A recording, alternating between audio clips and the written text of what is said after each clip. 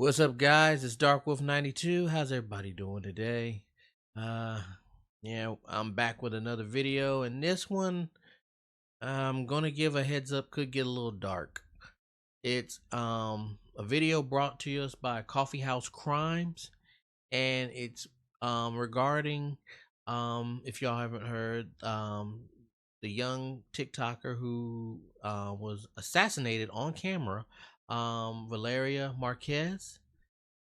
He's going to be discussing this incident on a video titled Murdered While Recording. And as you all may know, she was killed while streaming live. Okay. Now, to me, I mean, she was so young, and I'm not going to tap around the bush. I have seen the video, and I would not recommend looking it up. I will say there are censored versions of it, but I would not recommend searching for it. I mean, unless you're somebody that's just hardcore and you don't think it'll mess with you emotionally, okay, or mentally, I still wouldn't recommend it. Because it's a young life being taken, and I mean, it's just sick. And from what I've seen recently, there has been an uptake of content creators and influencers being attacked, some killed, and there have been some who have been attacked, but it's due to their own stupidity. But when influencers are getting killed, I mean, that's a totally different story, and that's what kind of scares me, is the fact that are people really that crazy in this day and age? Anyway, once again, like I said, this is a video brought to us by Coffee House Crime. I actually follow this channel, and they've got some really good stories, so we're going to go ahead and jump into this video. And they always recommend to grab a cup of coffee, and I got mine right here. And as always, guys, help your boy out. Hit that like button, subscribe to the channel if you're not already subscribed, and for all my current subscribers, thank you once again, and hit that notification bell so you know when these videos get put out, okay? In the meantime, let's go ahead and look into this, all right? A lo mejor me iban a matar, En una hora regreso. ¿Y en qué venía? ¿En moto? Do you know that feeling when something just doesn't sit right? That quiet whisper in the back of your mind that says, hey, maybe you shouldn't open that door. Valeria Marquez had that feeling, but by the time she listened to it, it tragically was all too late. And I've actually had that feeling multiple times, as I'm sure many of y'all have had too, that little voice that says something ain't right. Share a story when this is over, when it really hit me the hardest. If you don't know who that is, Valeria was a rising influencer in Mexico, and she was beautiful, confident, smart, and hardworking. She was becoming quite popular too, and tens of thousands of people would tune into her every day on TikTok. Now, this day, which was just a regular day in May of 2025, began like any other workday. Valeria was walking to the salon which she ran and owned, just usual routine stuff. But as she walked through those front doors, something immediately seemed off. Someone had stopped by earlier apparently. A man said he had a package for her, but the strange thing is, nobody knew who he was or what the package could be. I mean, Valeria even admitted that she hadn't ordered anything. Weird, right? Later that day, and while she was live streaming, just chatting casually with her audience, she actually brought it up. She looked confused and a little unsettled, and even said on camera, "That's strange, I didn't order anything." But curiosity has a way of beating caution, and so she waited. She stayed on livestream, and when that man came walking back, everything changed. Because right there, in the middle of that livestream, and in full view of her entire audience, Valeria was murdered in cold blood. This was almost certainly calculated, and everyone was there to see it in real time. At first, there were actually people who believed it was a twisted prank or some sort of skit, but over time, the facts revealed themselves, and people soon realized that whoever did this knew exactly what they were doing. Today's case is one of the most chilling intersections between content and crime. a moment where the screen stopped becoming a barrier and reality hit hard instead. And trust me, it is not just Valeria. In recent years, livestream homicides have surged across the world, with influencers, streamers, and everyday people becoming victims while the camera still rolls. I recently saw videos about a few others not also. Not only does it shake a community, but it raises serious questions about privacy. So today, we're going to do something a little bit different on this channel and look at this newfound phenomenon. We'll begin with Valeria's case, and then look at a few other stories that have happened in recent years. And not only will we look at the motive and psychological factors behind each killer, but we'll take a look at the societal and cultural ones too, and see if there is anything we can do to stop this trend. Welcome back to Coffee House Crime, folks. My name is Adrian, and if you like true crime with the heaviness it deserves, then please consider subscribing. Now, with that said, please grab yourself a coffee. This is the case of Valeria Marquez and the livestream murders. Accidentally turned my mic off.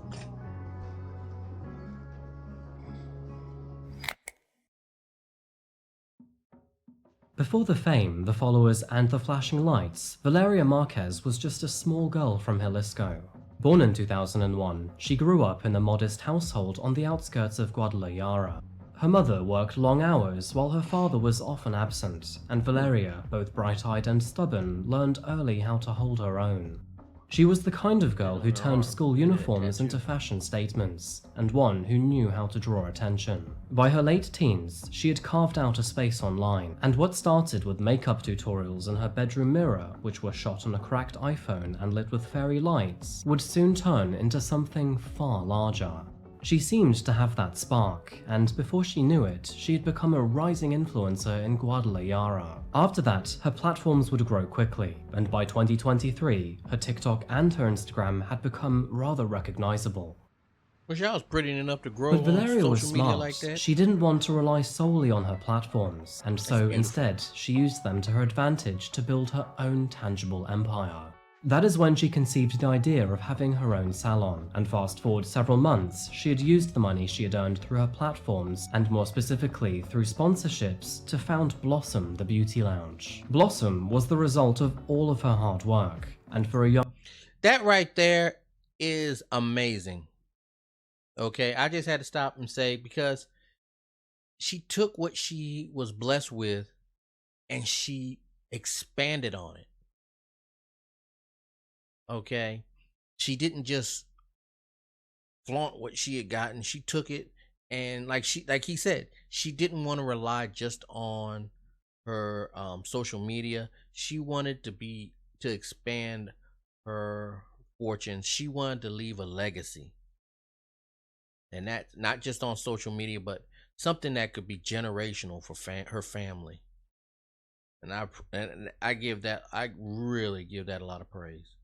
Young woman of only 23 years old, she was doing it all. She was a model, an entrepreneur, a business manager, and an influencer, some that many people in her age would consider a symbol of self-made success. On her Instagram page, now with more than 500,000 followers, Valeria can be found posing in her business scrubs, on top of luxurious yachts, and even on board private jets. Meanwhile, on TikTok, she had amassed over 110,000 followers.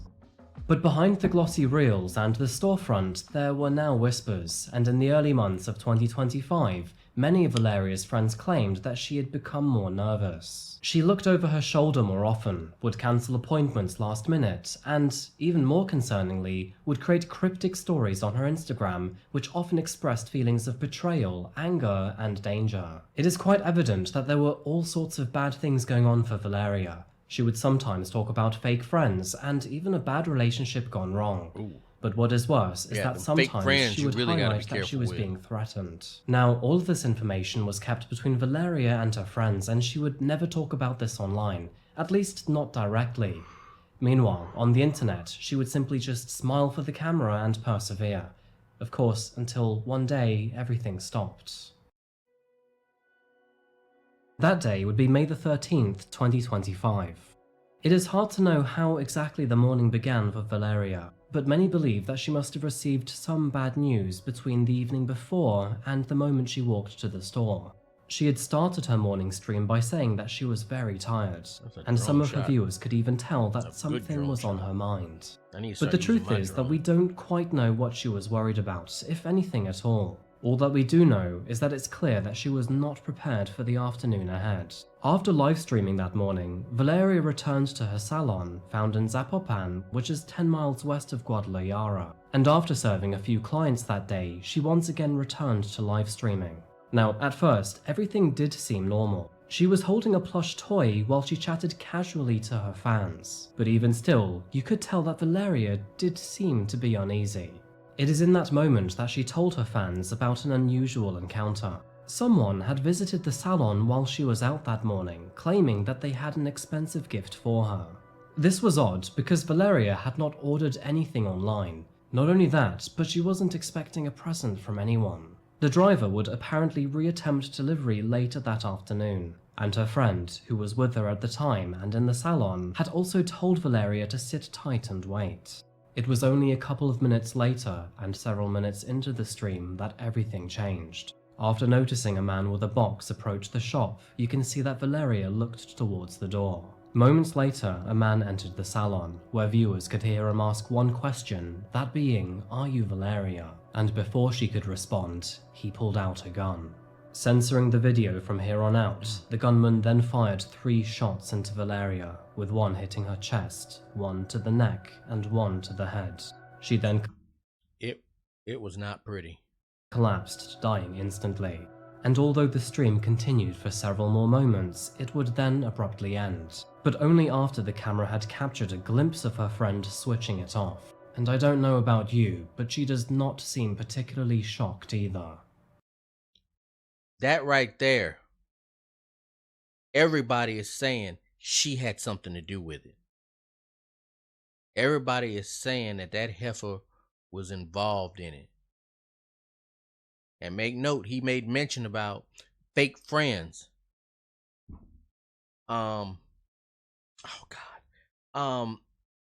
Which brings me to remind me of the last Rambo movie. I think that was his niece in it. She went to Mexico looking for her father, and she hooked up with a so-called friend of hers, and this friend set her up and had her kidnapped and put into sex trafficking.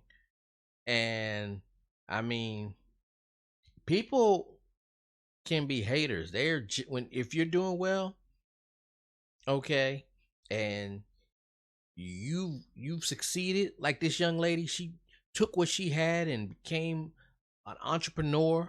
She was successful online. She had money coming in. She had sponsors. She was doing well. If you got so-called fake friends who see what you have, okay, and they get jealous and hateful, you never know what they'll do. Because if this was her friend, if she was a close friend, even just a friend, she would not be this calm. Okay? I mean, I know if anything happens to my friend circle, who I deem as my family, and I hear anything, we're going to freak out. I mean, just look at her. She just walks over, because I saw the original video. She just walked over, stares into the camera, and turns it off.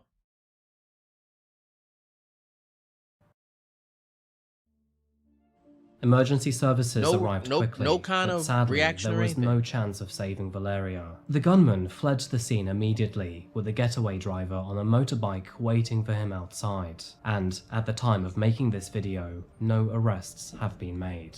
This story is already devastating, but if you think that it ends here, think again, because the rumors surrounding her death, the culture that shaped it, and the way that the internet responded will leave you horrified. The culture that shaped it. Does fasting help you lose weight? A normal person, 8 hours after they finish their last meal, they start to burn. So, with this case happening very recently, let's first begin with the rumors. Now, word is on the street that Valeria had actually found herself in a romantic relationship with a man who is known to be quite dangerous, and his name is Ricardo Velasco, also known as Double R. From what we know, Double R is a high-ranking member of the Jalisco cartel, Ooh. meaning that Valeria could have been romantically connected to one of the most dangerous men in the country. Now, it's speculated that Ricardo grew jealous of Valeria when he noticed that so many of her fans were buying her expensive gifts, and that apparently led to a breakdown in the relationship. And so many people believe that he actually planned to have her assassinated, hiring a couple of his thugs in the cartel to take her out for him. So, you might be wondering, why would he do such a thing? Because not only does that seem to be extremely brazen, but also way over the top. Unfortunately, this comes down to cultural and societal factors within Mexico.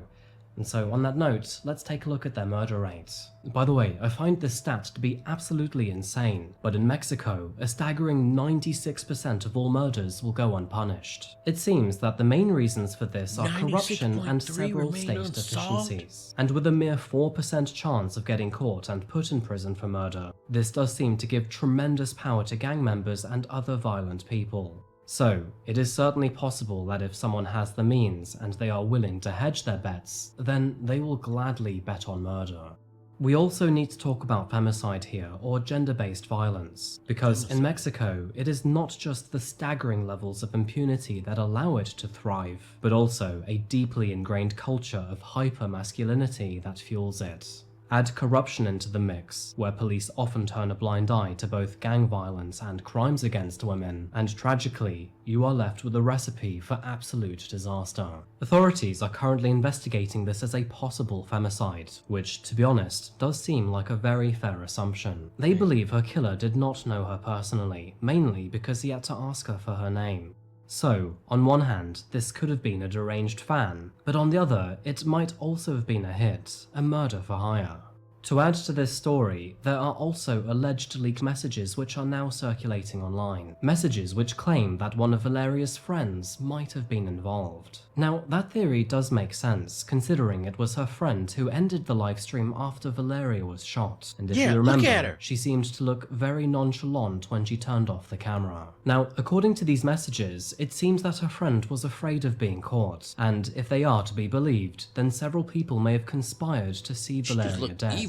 But what makes this even more disturbing is what happened after she was murdered. The video of Valeria's death can still be found everywhere online, not only being easily found on Telegram and X, but other websites too. I think it took me all of 10 seconds to find, which is just absolutely maddening. It's no joke. I went and looked it up on Google and it popped up multiple videos.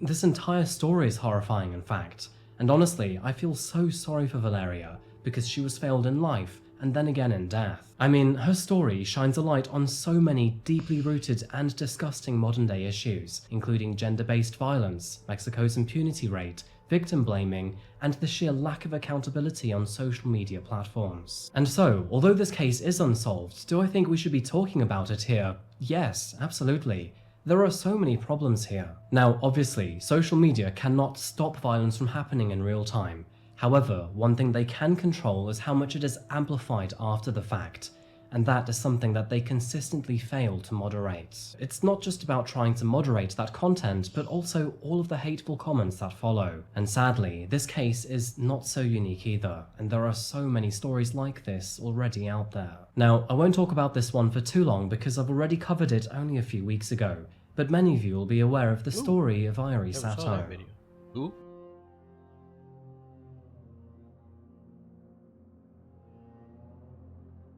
On the morning of March the 11th, 2025, 22-year-old Japanese live streamer Irie Sato was fatally stabbed while live streaming in Tokyo's Takanababa this is district. one of the other ones I heard about. It was shortly before 10 a.m. when she was murdered while recording herself walking a full loop of the Yamanote line.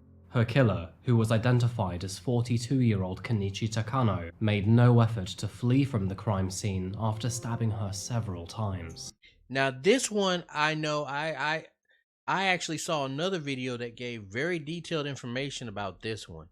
But the thing that kills me most about this one, you don't hear about crimes like this happening in Japan. And that's one of the reasons why this sticks out the way it does.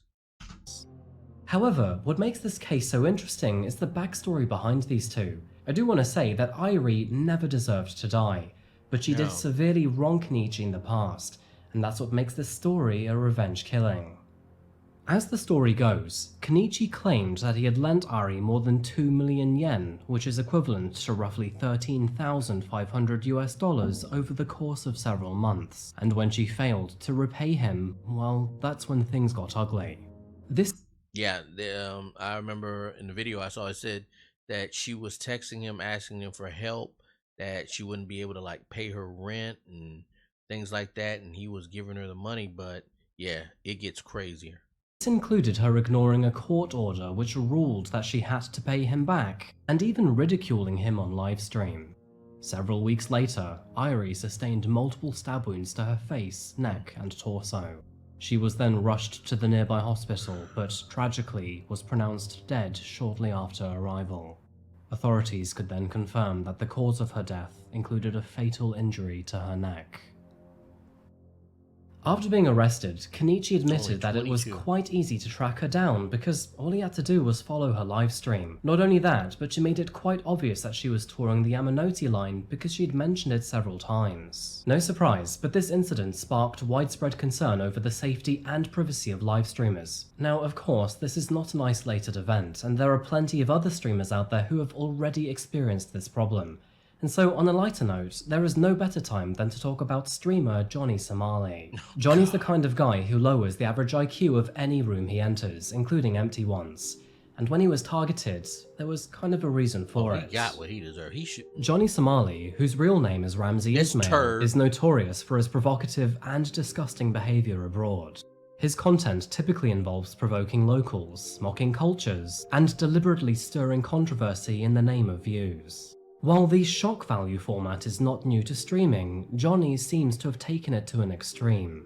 Most of you will know him already, but during his time in Japan, he deliberately antagonized bystanders by shouting phrases like Hiroshima Nagasaki in crowded areas. In another incident, he entered libraries and subways only to shout racist or obscene phrases and intentionally tried to disrupt the peace. Throughout this time, he was repeatedly detained by police in Japan, including a brief arrest in Osaka in 2023.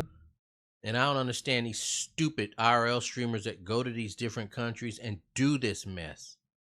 Okay? And I don't care if I offend any of them. You do this, you're trash. Okay? You're no better than the bottom feeder on the bottom of the lake or the ocean or whatever. Okay? Get it? Because when you do crap like this in countries like the Philippines, Japan, or any country that you travel to, it makes, and you're from the US, it makes, of course, any visitors to that country look like they're a problem. Okay? Okay, the locals are not going to want to deal with foreigners anymore. I mean, I hear about how Japan is getting sick and tired of foreigners, and Japan's a place I really want to visit. Okay? I plan to move there back when I was in my early 20s, but hey, multiple things kept me from going. One of the biggest things was money, because I was like 20 or 21 at the time.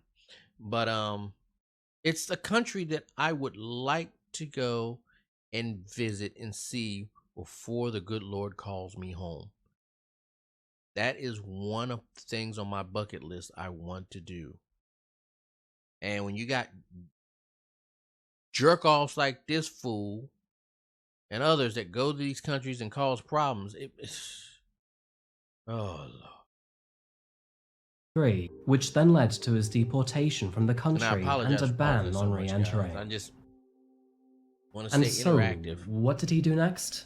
He went to South Korea. Yeah, and acted a fool. Why didn't he In go late to 2024, his Look at- actions in South Korea That's drew why a he got that massive Band-Aid backlash. over his eyes. One of Somebody his busted most his head open. notoriously disgusting acts was mocking the Statue of Peace, which, if you didn't know, commemorates Korean victims of wartime and sexual slavery. No surprise, but the response from locals was fierce, and public outrage reached a boiling point. In fact, it would ultimately end with Korean YouTuber and former Navy SEAL Dae Gun Yu beating the baloney out of him. The vast majority of people seem to agree that Johnny had that punch coming. But whether you agree or disagree if the assault was justified or not, what really seems to It was stand out justified, here that's my is opinion. that, yet again, a streamer was I don't not care if only people tracked disagree with me or down, not. but then When you do physically crap attacked. like this and And yet disrespect again, somebody's social culture- media failed to step in before it got too far.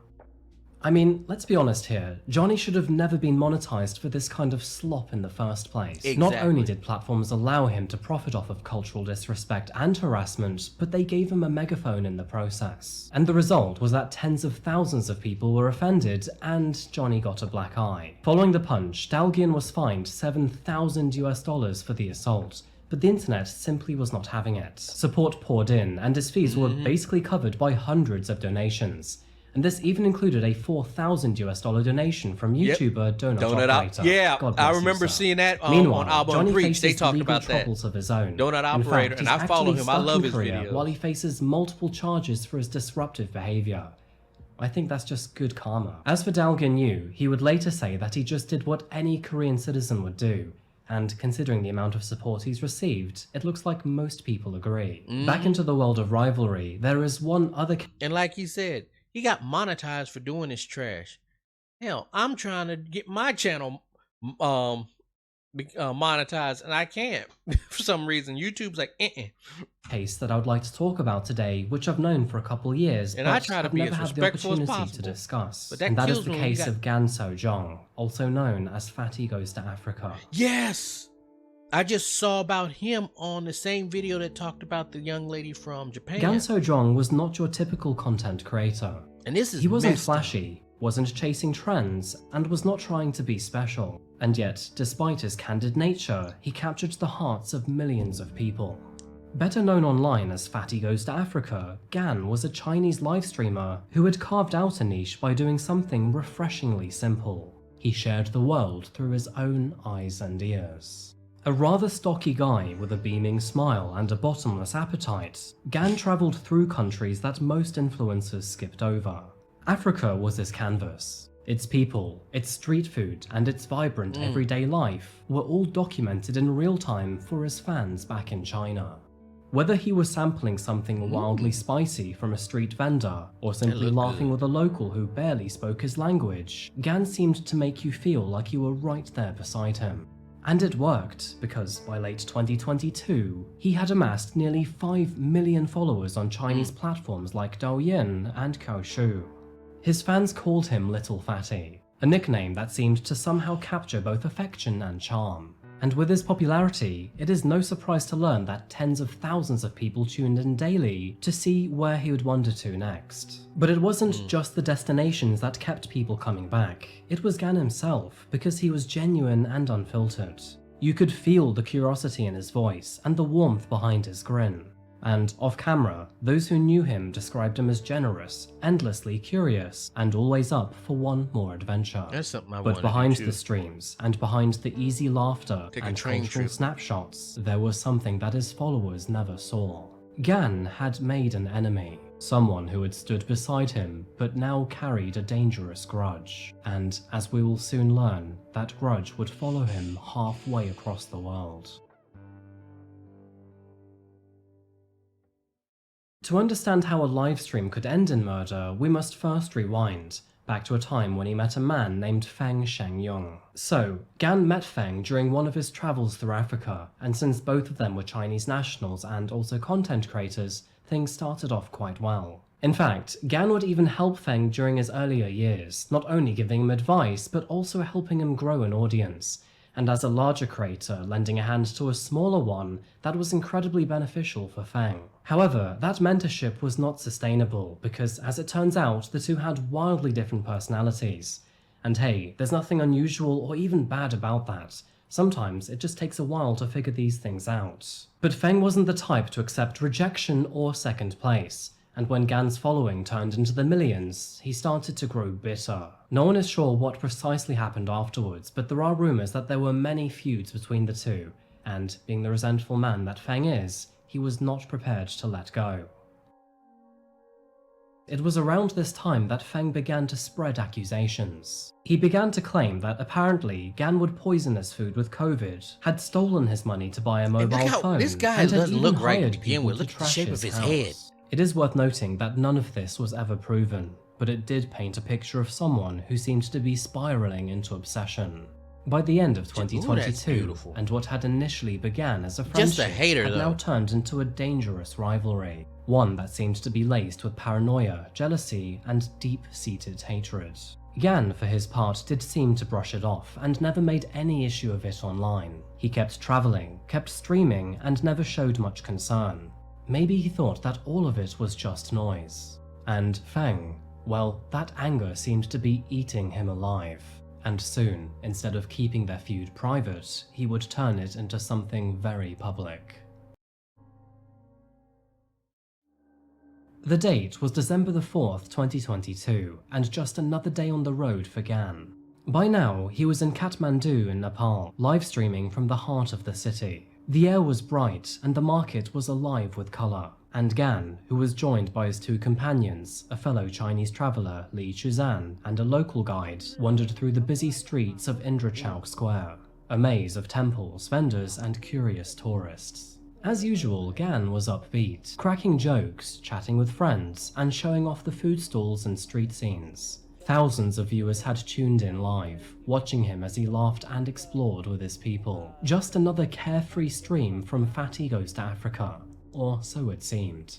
Just out of frame, and unknown to him at the time, Feng was just behind him, watching from a distance. Instead of playing the rest of the video here, I'm just going to loop the non-violent part. But only moments later, viewers heard a scream while the camera jolted. Shaky footage would catch a flash of panic. And then there was chaos. Some people believed that Gan had tripped, while others were not sure what they were seeing.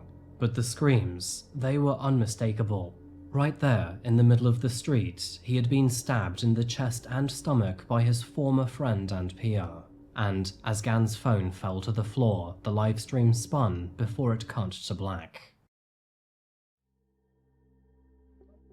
In a matter of seconds, a light-hearted travel vlog had turned into something far more serious. This was now an active murder in progress, broadcasted live for thousands to see. Meanwhile, Feng decided not to run. Instead, he was pacing around while yelling horrible things like, "You should have died long ago." Amidst the chaos, Gan's friend Li had also been stabbed, who lay nearby, crying out for someone to help him. Eventually, locals stepped in. Some rushed to Gan's side, while others tackled Feng to hold him down until the police arrived. Within minutes, sirens blared through the market. Paramedics then lifted Gan into an ambulance and rushed him to the National Trauma Center. Back online, thousands of fans were still shocked. The livestream had cut off so suddenly, and many were still left wondering if what they saw was actually real or some horrifying hoax. Messages poured in on his livestream asking, "Is Gan okay, and was that real?" For a few hours, there was hope, but sadly, later that night, the news unfortunately broke that he had died from his injuries. And despite the emergency surgery that he was given, the stab wounds that he had received were simply too catastrophic. Sad. Although his friend Li spent several days in critical condition, he would eventually pull through. So physically, he recovered, but emotionally, that's another story. Meanwhile, Feng was obviously arrested on the spot. Apparently, he still had... The locals must have beat his monkey ass, cause look at him. They must have drug his ass through the street, and he should have got worse, in my opinion. I'm pretty sure he will get worse later down the road. Had the knife in his hand. Police took him into custody, where they then charged him with murder and attempted murder. So, circling back to our recurring theme here, Feng admitted that he had tracked Gan through his livestream and then struck him at the optimal time. In addition to this, it is also worth acknowledging that he has shown no remorse in his actions and doesn't deny them either. And so, although he is yet to stand trial, he will very likely spend life behind bars. Meanwhile, the news of Gan's death dominated social media, and the story was so devastating that it even traversed language barriers and hit Western media. It would even become one of the most talked about true crime cases in China, not simply because it was shocking, but because it was painfully deeply human.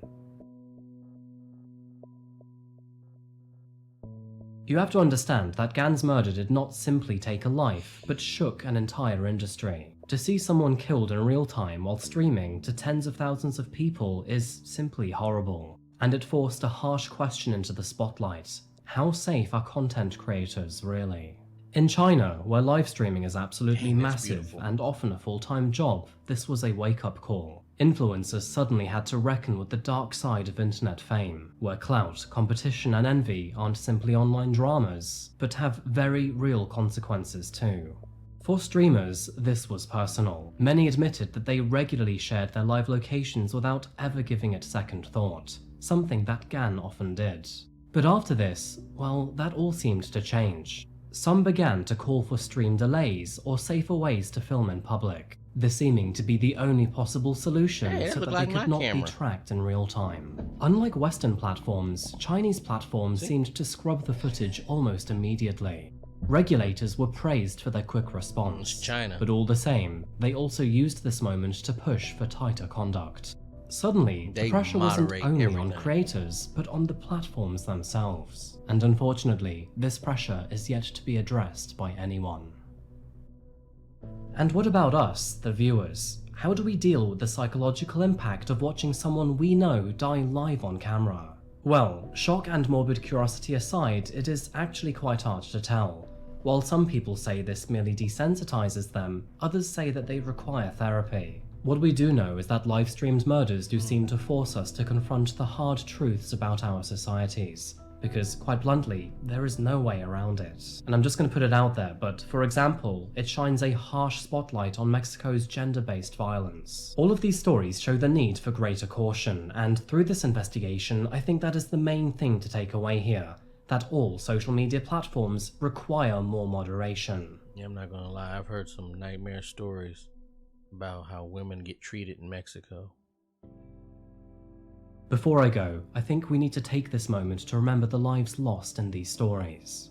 It is very easy to become numb to headlines, but we must not forget these people, all of which were taken in moments that the whole world was never meant to see. Valeria, Ari and Gan were more than just content creators. They all had full, complex and emotional lives beyond the screen. Lives that were cut short simply because they dared to share them online. And I think that's pretty much all I have today, folks. I just wanted to spark some discussion here because, honestly, this topic has been on my mind for a while. Before you go, I do have two questions for you. To begin with, do you think we can ever stop live-streamed violence from happening?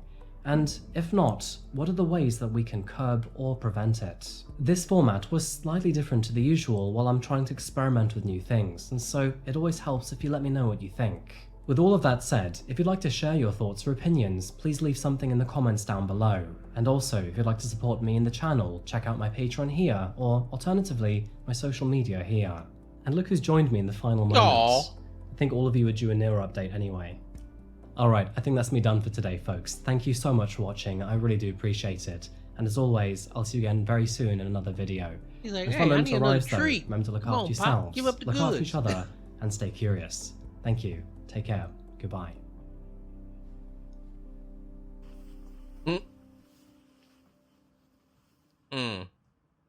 Like, I got my 10 seconds of fame. Memory of Valeria. That's beautiful. How women in Oh God, guys, that hit deep. Because I mean,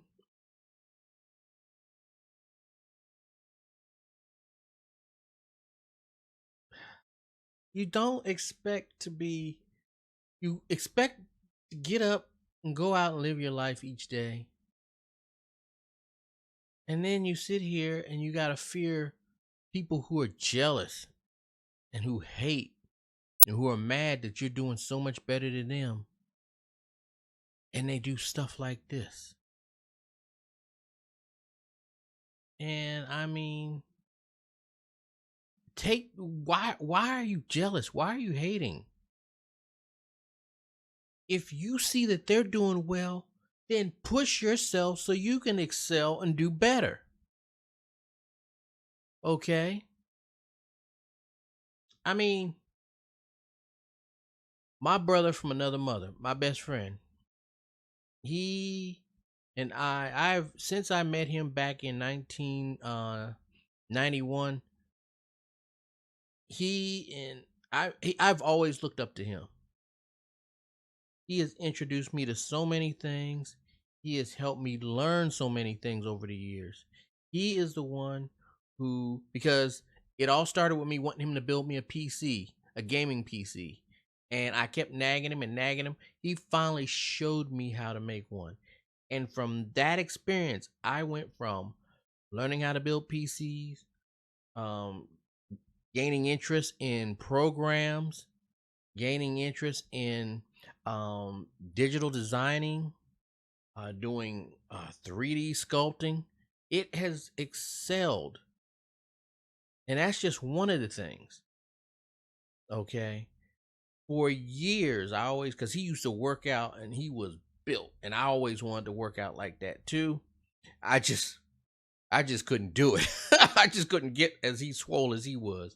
But the thing is, when you see people who are doing well, when you have friends or family that are excelling to a point where you're like, dang, I want that.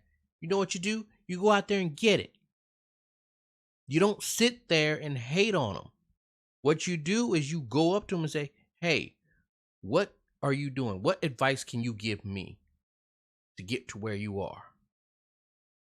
Now, sadly, Irie, the young girl from Japan, Irie Sato, sounds like she got into something over her head, which, like he said, the man that killed her, she had borrowed like what was equivalent to 13 grand and never paid him back.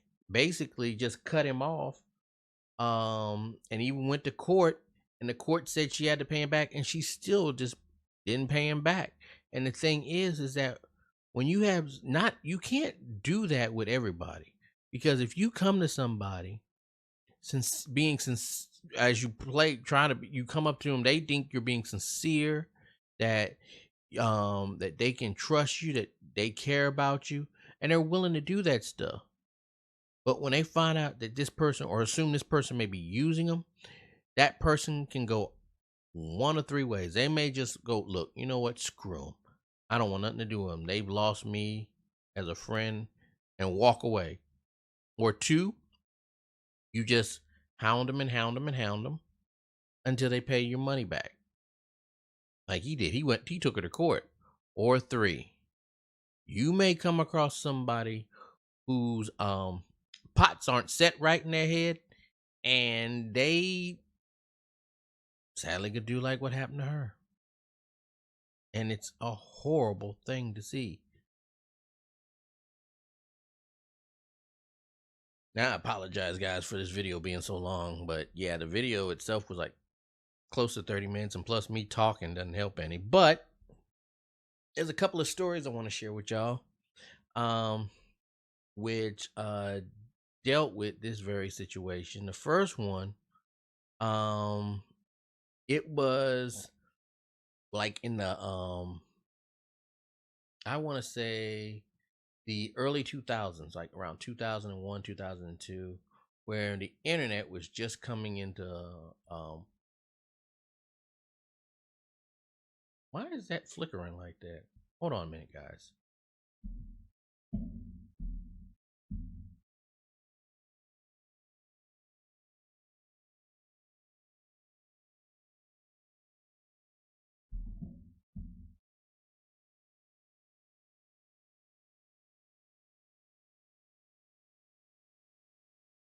Apologize for that delay. Didn't know why the camera was flickering, had to adjust it.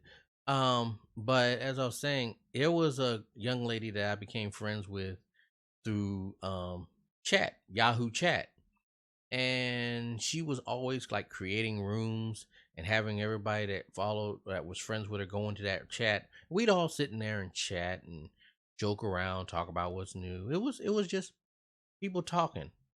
And one night she was, well, actually, she wound up, and this is when people started using their cameras chat also. It wasn't something that was big time back then, but it was still like in the early phases.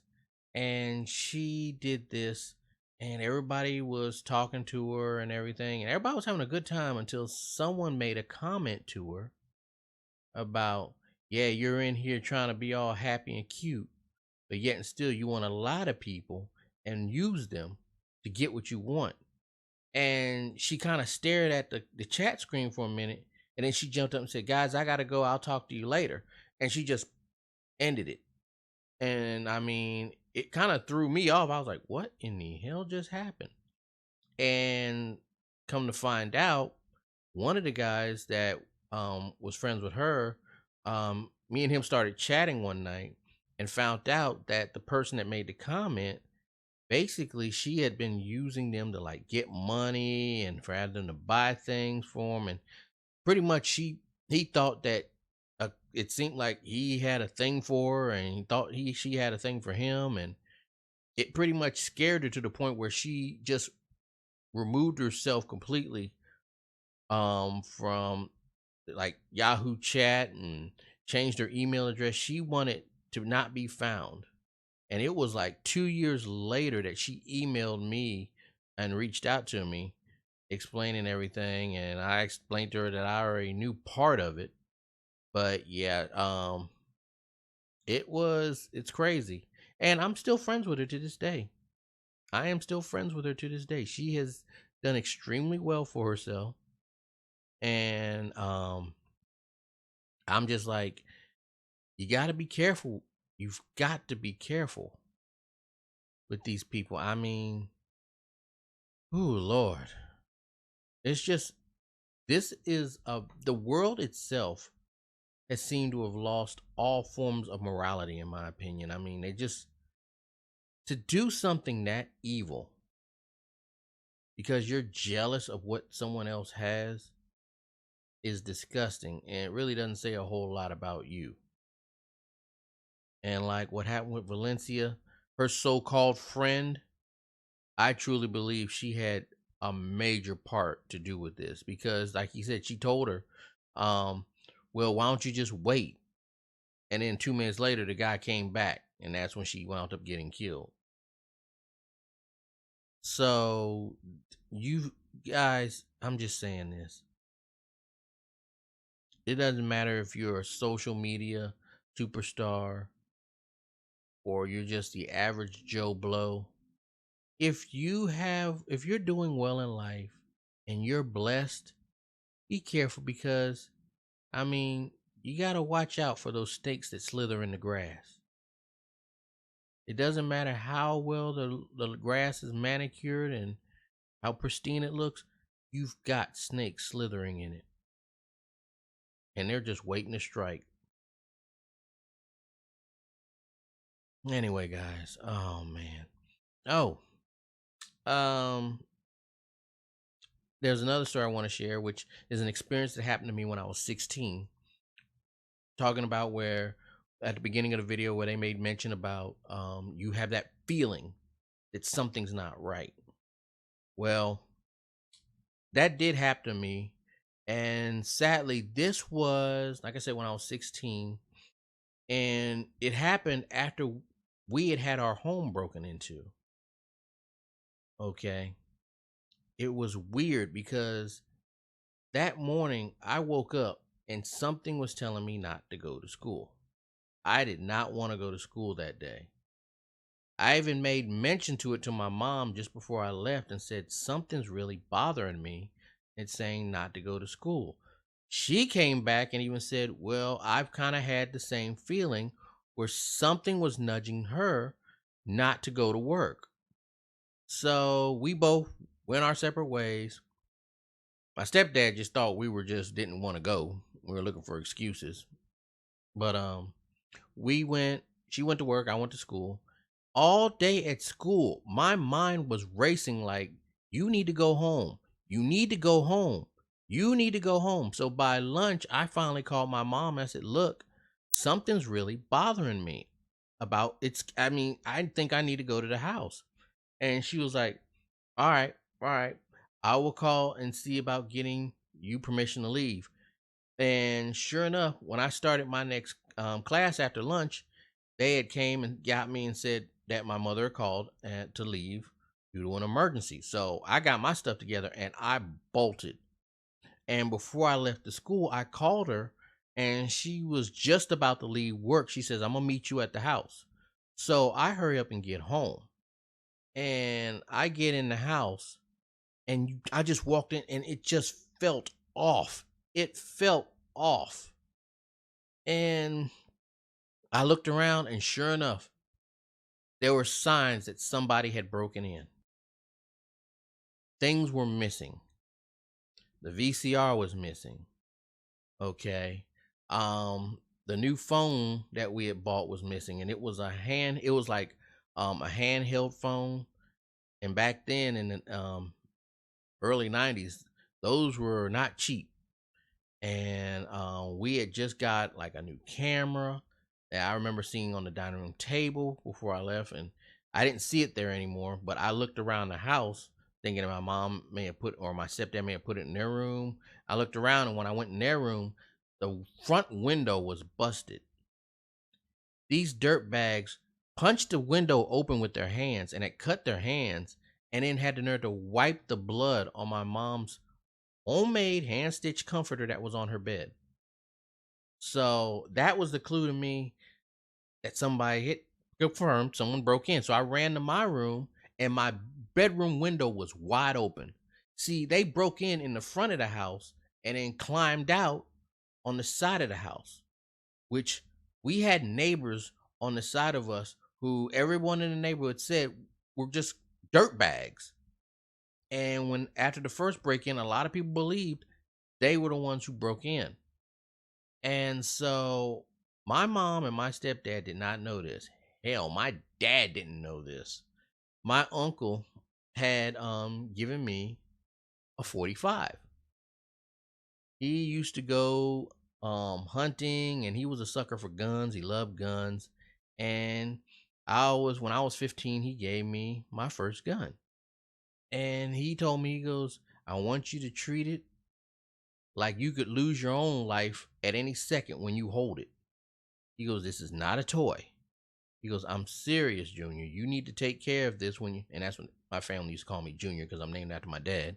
And so pretty much I kept it very low key. I didn't tell anyone. I only told one person about it, and that was my best friend. And he was like, so, but, that day I always kept it under my mattress and I never had the clip in it.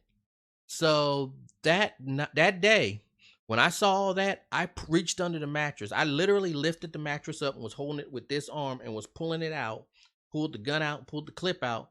And as I dropped the mattress and was putting the mag in, I'm sorry, not clip, mag, putting the mag in and was cocking it to get it ready, I looked up and these niggas was climbing back into my window. And they saw me and they're thinking, oh, it's just a kid. Until I stood up and aimed my gun at them. And the one that was already climbed in turned and fell on top of the other one to get out. I fired off 4 shots. Sadly, I missed him. But I ran from the bedroom after I fired those shots to the front yard and ran to the side of the house. Somehow they got away like that. They were gone. And I came around from the side of the house just as my mom was pulling up. And here I am walking with this smoking gun in my hand. And my mom was freaking out, but I explained everything to her, but she did not care. She was freaking out.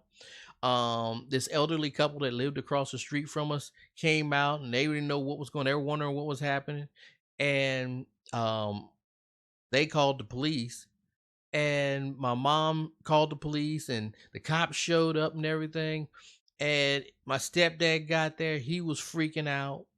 And the thing is, he had 2 guns in his closet. So the thing is, they never found those.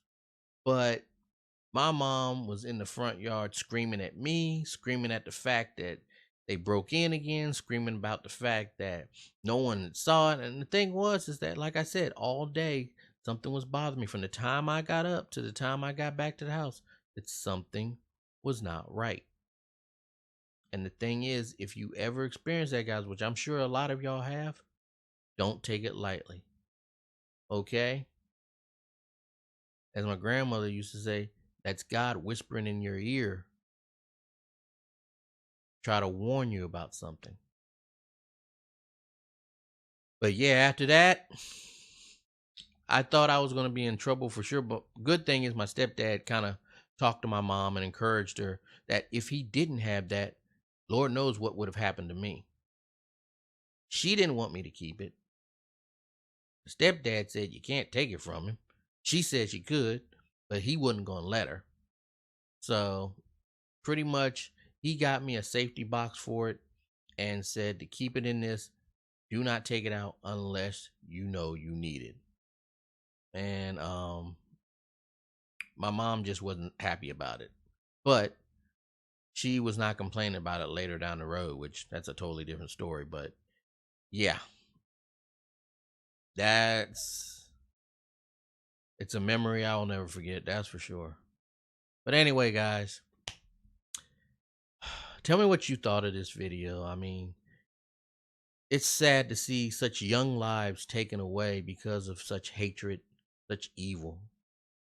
And I mean, to everyone out there who is an influencer, content creator, or is just, like I said, average Joe Blow, working 9 to 5s, working every day just to make it, be careful. Because what you say around others, what you do around others who may not have what you have, what they hear, what they see, you don't know what they're thinking. And like one coworker who had said one time to me, she goes, you gotta remember, you got folks out there who ain't used to having anything. So please be safe. Go with God every day.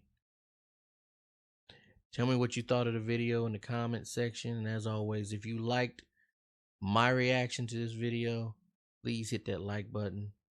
If you're not subscribed to the channel already, please subscribe to the channel. I'm going to leave the link for Coffee House Crimes in the description. Huge shout out to them for making these amazing videos. Go show them some love. Okay?